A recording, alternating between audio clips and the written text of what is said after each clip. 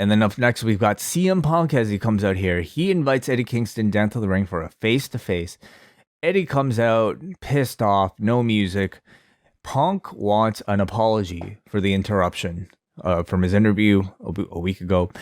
Eddie says that he will apologize, and he's going to apologize for. He brings up some story here about like being at home sick, thinking he had COVID, and that he thought he would transmit it to a friend's kid. I wasn't exactly sure, maybe about how this one related. Did you have any? It was a little jumbled at first. Like but yeah, he said that he was sick. He thought he had COVID, and he was worried about, like you said, was worried about transmitting it. And I guess that's why he Was wasn't that's why he wasn't there on on Wednesday? Okay. Yeah. Right. And then he also because Punk sort of made a point of saying like, oh, he's not there.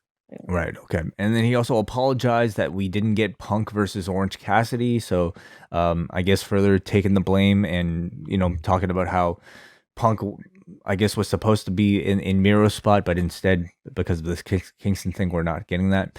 Kingston tells the truth about Punk. He says guys like Punk, Joe, Homicide, and Amazing Red were heroes of his, people who inspired him. But Punk is a low-life scumbag, two-faced narcissistic bitch for judging him. Why? Because he's fat? Because he didn't kiss ass? Because he didn't bury other people? No, you were wrong, Eddie Kingston says. Punk says Eddie is lumping a lot of baggage onto him. He says he named some others in his speech, and he says, I judged you, but so did Joe and Homicide and Danielson. We held you to a standard, and you failed to reach it. Punk says he's not wrong for seeing greatness in him 15 years ago, but he's a fool to continue to hold him to that standard and expect greatness because Eddie Kingston is a bum. Eddie Kingston says, would a bum main event Full Gear? Would a bum go from almost selling his house during a pandemic to being a star in AEW? He tells Punk that nobody in the locker room wanted you here, so get out, and challenges Punk to a match at Full Gear. Punk says, Full Gear might be too high of a bar for you, Eddie. Maybe Elevation or Dark is something that's more your speed. Kingston calls him a coward and says, fight me repeatedly. Punk asks the fans whether or not he should take the match, and of course he agrees to take the match.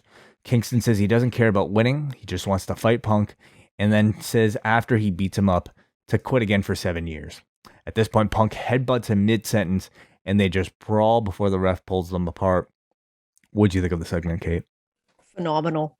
I thought, like I said, it was a little jumbled at first from Eddie, but like within seconds, I didn't care. I thought this was so good on both their parts, and particularly Eddie Kingston he's untouchable on the mic. And interesting that the crowd seemed genuinely hamstrung on who to get behind, because you would hear chants for Eddie and CM Punk, and I think by the end of it, they were just kind of captivated by like how both of these guys were going at each other in this very real story that they were projecting. And I think when we hear about wrestling promotions doing content more for adults than for children, there's this tendency to think of like the Attitude Era and more cursing or more sexual innuendo and that kind of thing. But there's a different way to do programming for adults, and this was very much it. Like, this is a very emotional, sobering storyline that you could relate to. I think in particular, I think for people who have been doubted and been questioned, Eddie is just it's so easy to identify with him.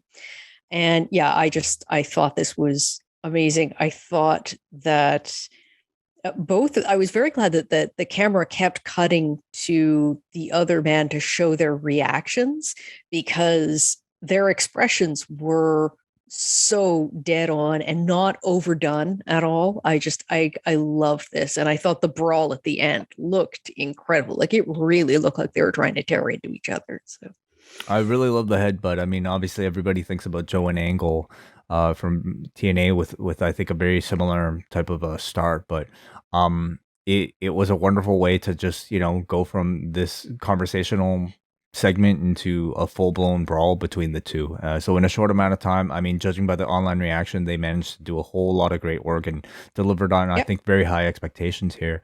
Yeah.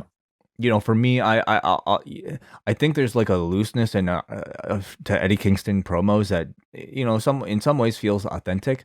I will say, I think for me, I like this more once Punk really started to establish what exactly they were talking about here.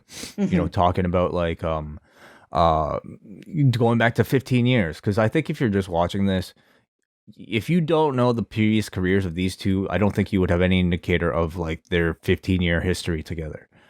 So I think they needed to maybe establish some of those notes a little bit more, and I thought Punk was the guy here to like kind of really tie it all together. Um, but most people watching this maybe do realize that they do have that 15-year history and knew exactly what they were talking about right away. But I feel like Punk really shined here in his ability to kind of reel in the looseness of Eddie Kingston's sort of like wild energy, which is great, but maybe a little bit kind of not as palatable for maybe a mass audience. But I thought Punk here was able to really show control and intensity while he was giving his words. So I hope to see some more of this. The road to between these two is going to be Hmm. amazing, I imagine. So we have at least a one more episode, two more episodes before a full gear. So maybe hopefully a bit more between these two.